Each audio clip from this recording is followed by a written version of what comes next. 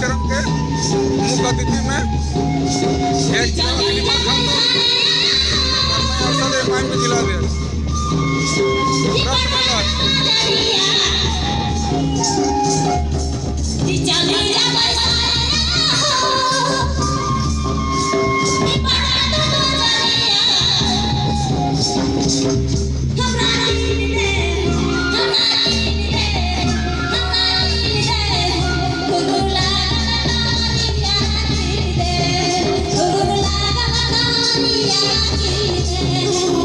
सगर कर दे हमारा जरा दयावा तुम्हारा भाग खबर नहीं मनला सगर कर दे हमारा जरा दयावा तुम्हारा भाग खबर नहीं दयावा कतई सुंदर लागत रे कतई सुंदर लागत कतई सुंदर लागत है हर महादीपा हरिया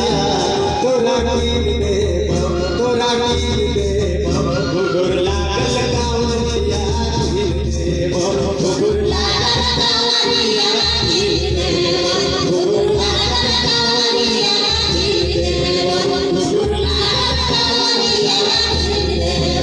गुगुर लागल गावरिया कीन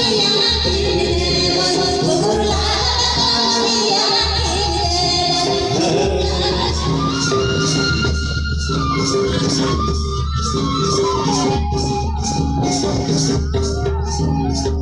अच्छा लगा जोरदार ताली होनी चाहिए क्योंकि बीच में हम ऊपर वाला का भी गुण गाना है ऐसा नहीं खाली जिला परिषद हम के बहुत ही संकट से मनुष्य तन मिल है और मनुष्य तन के हमरे बारे में आप जाने है कि आखिर हमरे के भगवान ऊपर वाला किस लिए बना के भेजे कुछ खाए